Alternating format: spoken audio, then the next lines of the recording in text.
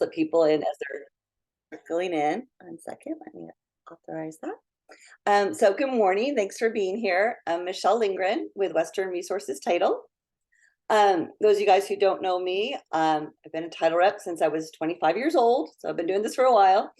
I live and work here in the South Bay, in Palos Verdes, and I find it really helpful knowing all the nuances of Palos Verdes, being able to work in the area that I live. And I really love just being a resource to my clients. So when I see something of value, I like to share it to help you build your business.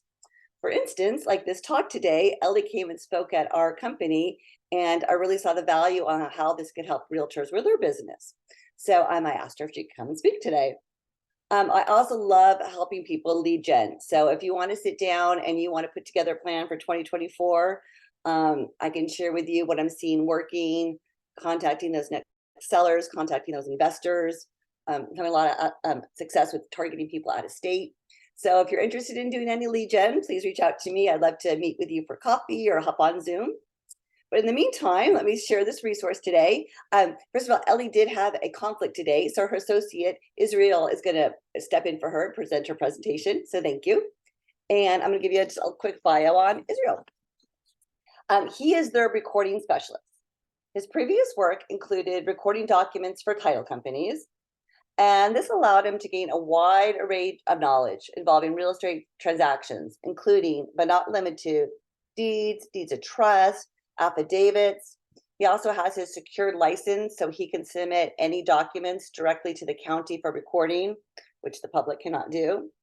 He's also a notary and has been with him for a while. And when he's not in the office, he loves to read and spend time with his family and friends. So I'm going to hand this over to Israel. This talk is going to be recorded. So if you want to revisit any of it, it will be up on the PV website in a few days. So thank you, Israel. I'm going to mute myself. And again, thanks for being here this morning. Hi, Michelle. Thank you for the introduction. Glad to be here. And glad to just provide this information to everybody. I think the information is really important and can be very helpful to everybody here. So let's just go ahead and get started. So if you could see the first slide, so important information every realtor should know. So let's go ahead and continue. So we're going to have 5 different topics for discussion. The first one's going to have to do with accommodation recordings and why you should actually never have title or escrow record them for you. Now that sounds kind of might put up your your senses, like why shouldn't title or escrow record? But don't worry, we'll definitely get into that. And then we have topic number 2 for reassessment and what factors can trigger a property tax reassessment. Then we're going to move on how to avoid probate and understanding the different ways of holding title in order to do that. We're going to talk about the bill that's trying to be passed, AB 717, which has to do with changes that are coming to Revocable Living Trust Education. And then we're going to discuss LLCs versus corporations and what are the differences and benefits of each. Let's go on. All right, so accommodation recordings. So the reason that title and escrow shouldn't record your accommodation recordings is because they mainly deal with sales, and those type of transactions are always reassessed. So they are not as familiar with R&T codes, which are exemptions for reassessment.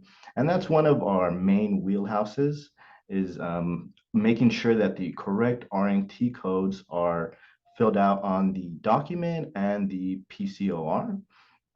That really pushes the chance for reassessment down if you code it correctly. For example, you have an interspousal deed. An interspousal deed is not supposed to be reassessed, but if you end up coding it incorrectly, it actually can be. Let's move on. And now what can trigger a property tax reassessment? So we have 5 points here. So first is the transferring of property from one individual to another. The second is not clarifying like-for-like transfers. For example, if somebody has a property under their name and they transfer it to their trust, that's a like-for-like transfer because the individual is the trustee of their own trust. So that shouldn't be reassessed. So you need to clarify like-for-like transfers. Third would be a lack of R&T codes, which are what tell the assessor why a transfer is exempt from reassessment. And then some things that can help avoid property tax reassessment, which is something that we do, is a multi-step process. So that's one of our specialties as well. We do multi-step deed processes. And through this, we can try and circumvent a property that would have a higher chance of being reassessed. We can greatly lower those chances. And then lastly is not hiring an experienced professional to help you. I can't tell you how many times we've had people call, they've tried to prepare a document themselves, they've gone to the county, they got it rejected 3, 4 times, and they're just having a lot of trouble. I think those are actually, yes. Can I ask you a quick question on this Yeah, topic? yeah. I just was talking to an agent referred to a client the other day, Mhm. and if you're going to file a change of death ownership, so Mhm. this lady's grandma, she hasn't done it like 20 years. If you file a change of death ownership, do you need to do a PCOR or anything else other than that form? They're nervous about triggering a reassessment. If you Mhm. could just let me know, other than just the change of death form, is there anything that would trigger that property reassessment? So a change of death form? No, that should be fine. That shouldn't trigger a property tax reassessment. And for those forms, you don't need the preliminary change of ownership report. Those forms aren't necessary for that document. So yeah, you're good on that. And Thank you very much. yeah, no worries. So okay, so and then for also for experienced professionals, one of the things that we've seen as well is that people actually go, they record the documents, and then they end up messing. They just, they get the property reassessed. They don't know what they're doing, and we can definitely assist them in reversing that for them. But that ends up being a lot of heartache and pain for them. But that's why you want to make sure to hire an experienced professional to help you when you're trying to avoid reassessment. All right. So how to avoid probate. So how to avoid probate kind of comes down to how to hold title. The one that we think and we know is the best is you set up a living trust and you title your properties in the name of your living trust. Another way is that married couples should hold property as community property with rights of survivorship. And this gives the greatest tax savings after the first spouse's death. Adding children to title is a way to avoid probate, but we actually don't recommend it. For example, a mother grants the property to her daughter and they hold it as joint tenants. Now that would avoid probate when one joint tenant passes away, the other will acquire their interest in the property, but they won't be getting the tax savings. So that while that is a way to avoid probate, we're trying to look at it, what's the best way to avoid probate and then also get the best tax savings that you can as well. Another one is that transfer on death deed. So that is another way to avoid probate. We don't recommend it. It can avoid probate and it is good in certain situations, but one of the things that we've seen or can happen is, let's say somebody gets sick and they're not able to communicate their wishes. They record that transfer on death deed and they're in a coma for a year, 2 years, 3 years. Whoever is supposed to acquire that property, their beneficiaries, their hands are tied. They can't really do anything until their loved one passes, which is a really sad and unfortunate situation to be in. That's why we like the living trust, where the individual can assign someone as their successor trustee in case they're incapacitated, so they could use the funds for their health or any other costs that might come up. All right, now let's talk about the benefits of setting up a living trust. So the first benefit would be the step up in basis.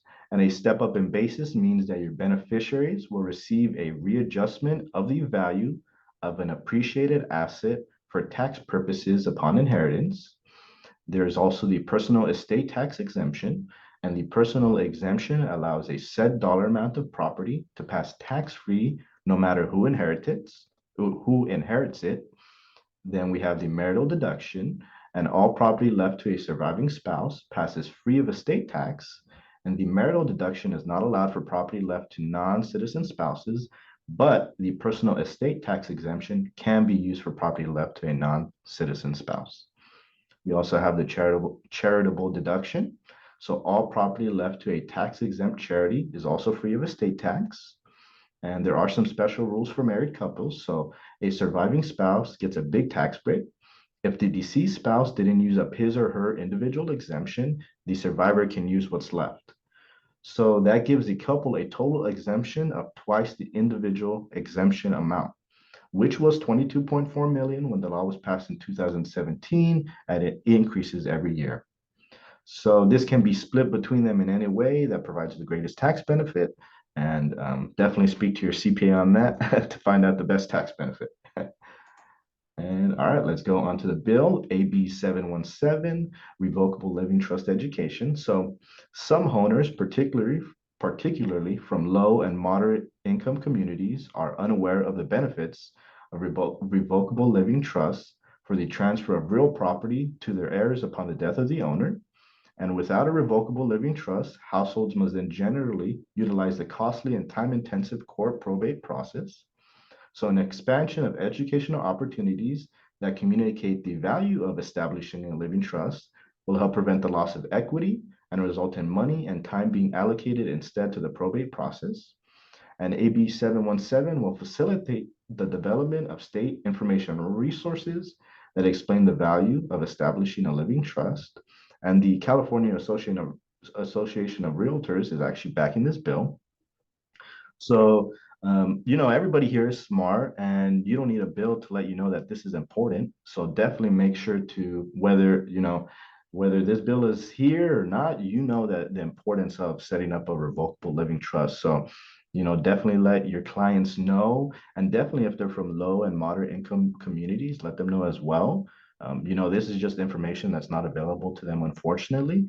But if you let them know and they're able to see, wow, what a great benefit it is to set up a living trust, you guys are definitely going to look like heroes to them, giving them that life-saving information instead of having to go through probate, year, 2 years, the headache, the heart loss. It's just much better to do that. And now let's go on to our LLCs versus corporations, and which is a better fit for you. So depending on your company income, a corporation offers greater tax savings than an LLC and offers the ability to write off more expenses than an LLC. And an S Corp stands for a small business corporation and issues an annual K-1 to its shareholders, which is similar to an LLC. And all realtors, so that means everybody here, who are selling property should be incorporated to save on taxes. Let's move on. So let me give you some information about us. So Laguna Legal is a bonded and certified legal document service. We have been helping clients prepare documents for over 25 years. We are a direct electronic recording service and record deeds throughout the United States. We are also a direct e-filing service and are listed on all the court's websites. And we have a monthly membership available, which offers free consultations to you and your clients. And it is a great tool for obtaining clients and building relationships. And in line with our monthly membership, if you do end up setting an LLC or corporation for yourself or your clients, we actually file the annual statements of information. So that is another benefit that you can have being a monthly member. Let's go on. So let's meet our team. So we have Ellie here on the left. She's the owner of the company, and she is actually away filming. She's filming a reality show for mediated divorce. So if anybody knows somebody that's going through a divorce and would maybe want to be on a show, definitely call us, let us know. And if they do end up deciding to be on there, it is completely free. To her right is Layla Ortiz, which is her daughter. She actually specializes in preparing living trusts, and she handles all of our monthly members. So I was talking about the statement of information. She's actually one that'll file that for you. On the right is Terry Hahn, and she is our title expert. She has 25 years of experience, and she knows anything there is to know and anything that anybody should know about title. So she definitely can help anybody out. And then on the bottom right, that's me. So I mainly deal with the recordings and the document preparations. I prepare deeds, promissory notes, deeds of trust, reconveyances. So anything document related, I'll be dealing with that. And we've almost met everybody, but in the middle, next to Layla is Annika. She is our front desk, so she'll be answering everybody's calls. If you call, you might end up speaking to her. And if you could see behind them, kind of, it's not too well, but we have a motorcycle back there. And Ellie's husband, Roland, is actually a motorcycle fanatic. He restores old motorcycles. In the office, we have about 7 or 8. And I heard back home they have another 20 or 30 that he has that he's preparing. And they're really cool. Some of them are like from 1930, 1940. They're really awesome. Now let's take a look at our client breakdown. So about 25% of our clients deal with our real estate documents. Another 25 are living trust and estate planning. Another 25 are our probate, divorce, and other court filings. And then our remaining 25 would deal with our monthly members and setting up LLCs and corporations. And we actually assist clients worldwide. So just not too long ago, actually, we helped a client out in the Philippines. They were trying to record a deed for a property here in California. So we have the knowledge to make sure that they get it signed at the consulate, that they bring it here. We know the steps necessary to make sure that the document will get recorded once it gets to us. Let's see, and just give you a little bit more about ourselves. So go ahead and definitely visit our website, and you can learn more about us at lagunalegalhelp.com. On the right there, we have a little screenshot of the front page of our website. And on there, you'll find a little bit more information about everybody at our company and just the services that we provide. So just to give you some more information, so we deal with probate, mediated divorce, obviously document preparation, living trust. So if you have a need, we can definitely help you. And lastly, definitely follow us on all social media platforms.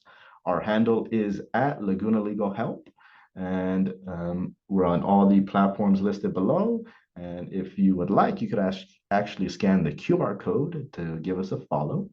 And on the right, that's a screenshot of our Instagram. And on our Instagram, we provide free information. Just want to give out as much information as we can on mediated divorce, probate, living trust, what you need to do, how you should do it.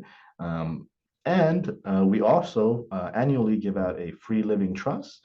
So if you follow and share with your friends annually, we'll put it in a raffle and somebody will get a free living trust. So, hey. And all right, so thank you everybody for listening to the presentations. And now if you have any questions, I think I do see something in the chat. So let me check there. Oh yes, yeah, definitely. Yeah, you could post screenshots. Yeah. And oh, the QR code says the account has been deleted. Oh, I'm sorry about that. Let me see if I can. We'll probably have to get a new one. Sorry about that. But let me go back to there, at Laguna Legal Help.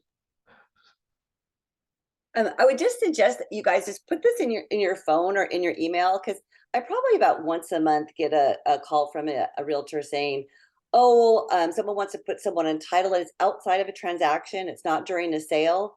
And back in the day, title and escrow could help do accommodation recordings, but we're not allowed to anymore. And it's such a resource. This is another thing that makes you look like a rock star, and why your client should be in touch with you, to say, oh, here's a company that can help you directly. You know what's going to be done right. And it's one of those things you don't need till you need it, but about once a month someone will ask me. So it's just nice to have this in line if they're doing a recording outside of a transaction, that you can refer them to Laguna Legal. And I know my clients have been really helpful when I pass that along to help their clients. Yeah, definitely. We always get calls from referrals. That's one of our main sources, from escrow companies, sometimes title companies, sometimes realtors. It's outside of a transaction. The titles companies' hands are tied. They can't really, like you said, they can't assist with an accommodation recording. So they come to us, and we make sure that we transfer that correctly, that nothing gets reassessed. And, at the end of the day, everybody walks away happy. And just to follow up on that, for title companies, it is a red flag when something is recorded outside of a transaction. So they're already a little leery just in terms of all the fraud. So it's like extra important to make sure that it's done right, because you're already kind of a red flag for title officers. Like, why was this done outside a transaction? So more important than ever, making sure that it's done properly. Thank you. Yep. You guys have any questions? Do you find this information useful, hopefully? Any feedback? Yeah, any feedback? Greatly I have appreciate a question about AB 717. it. Mhm. So, on, you know, on the, on the state website that tracks, assembly bills and stuff like that, it says that as of September 13th, this bill was ordered to an active file at the request of Senator Hurtado. What does that mean? I actually did not hear about that. I could go ahead and look more into that. I'm just looking at the site and that's what it says. No, okay. I did not know that it had become inactive. As far as I had understood, from what it sounds like, that maybe they're not pushing the bill anymore, inactive. So Well, at yeah. least not in the Senate. I mean, it went through through the Assembly. Went through committee and it was referred to the Senate. Mhm. And it looks like the Senate might have killed it. So I was just curious, or are they just deferring it to the next session? I don't know. I'm Kind of not what I too was sure. curious about. I'm not too sure about that, but whether the bill is or is not, you could still definitely, give your clients information on living trust. Unfortunately, I wasn't aware of that, but you can still definitely give your clients information on living trust. Let them know about the benefits. You can be that front runner, that star that's pushing out this information, that's letting people know, and even that makes it even more important if the bill is currently inactive to give out this information, make sure that people know, because it's a really it's not a secret, but unfortunately a lot of people don't know, and it could really be saving them a lot of time, heartache, instead of going through that probate process. We handle probate and we see it take a year and a half. You don't want to be dealing with probate. Your loved one just passed. It's just a really unfortunate situation to have to go through. Even with a will, actually, if you have a will, you still have to go through the probate process. The only thing that'll allow you to avoid the probate process and also get the greatest tax benefit would actually be setting up a living trust. Mhm. Okay. I was just curious if you knew if it was just deferred or if it was dead. Yeah, If definitely. if you get any information on that as well, I'm going to have everyone's email. So maybe if Okay, Ellie heard anything, I can send you a follow-up email if we get any updates on that, to keep everyone yeah, informed. definitely. I'll definitely look into that, speak with Ellie about that, and we'll get that figured out for everybody. Any other questions? Definitely open to any questions. Good information. You're a great resource. So I appreciate you stepping in for Ellie. You did a great job today. Thank And you. like I said, this will be recorded and it will be up on the website in a couple of days if you want to refer back to any of these points. So thanks for being here today, you guys. Appreciate it. Have a Yeah, good day. thank you, everybody. Have a good rest of your day. Have a great weekend. Yeah. Happy holidays. Happy All right. holidays. Thank All right. you. Great job, Bye-bye. Israel. That was really concise and good information. Thank you. Definitely appreciate that. Glad to present, glad to share this information. Like I said, I think this information is really important, especially that living trust information. For somebody that doesn't know, that could be, they just don't have any idea. They think that they're, preparing for their beneficiaries once they pass with a will. But, unfortunately, even with a will, you're actually going to have to go through that probate process, which is something I don't think a lot of people know. So It's that's so like, expensive and so time consuming. I've had a yeah, few files and it's years and thousands of yeah, dollars. right. Exactly. Exactly. And then, Heartbreaking. in the unfortunate case, some of your beneficiaries start fighting. You set up that trust, you decide this is how it's going to be. This is your wealth that you have. you decide how it's going to be distributed. Nobody can start fighting. Nobody can start arguing. That's another thing that's, besides a tax benefit, besides having to go through probate is, let's not, let's not have everybody, hopefully nobody fights, but let's say before that even comes into the picture, let's stop that from even getting there. I saw on the chat, one of the agents was saying if they do have the question, what's the best way to reach you? Is it just going on the website? Is it sending an email? So we have a couple ways you could reach out. So you could definitely go onto our website. You could also give us a call at 949-497-9800. I'll go ahead and put that in the chat. And when I do a follow-up email, I'll take this page here and I will include it so that you've got all the information on one page. So that I know when I've sent an email to the Team Laguna Legal Help, they get right back to me like really quickly. So yeah, definitely we will. And then I'll put our email. Yep, there's our email as well. So yeah, we definitely get back to you. We're excited to help and we want to help. We think that this is important, to do, and we're rearing to go. Perfect. All right. Well, thank you. Appreciate it. If there's no other questions, I'll let you guys get on with your day. Thanks for being here. And again, I will follow up and send this the contact information and put this in. One of those things you don't need it till you need it, and then you'll be really happy that you have this at your fingertips. Yeah, right. All right. Thanks, guys. Have a good day. Yeah, thank you, everyone. Have a good one. Bye-bye.